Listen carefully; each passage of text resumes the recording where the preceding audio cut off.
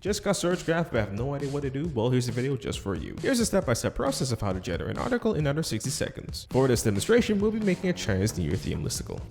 Open up Surge, make sure it's on Content Writer, and select Listicles.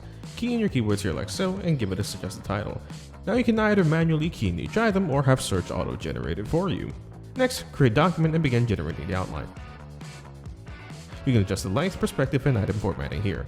Down here, you can select whichever segment you wish to add or remove from the outline. After that, click Generate Outline.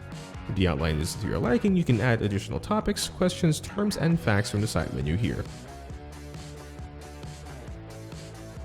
Once you're satisfied, you can finally click Start Writing. Adjust the tone, length, creativity, and readability, and you're all done. Now just sit back, relax, and let Surge do its thing. And that's all there is to it. However, if English isn't quite to your taste, you can even generate it in Chinese.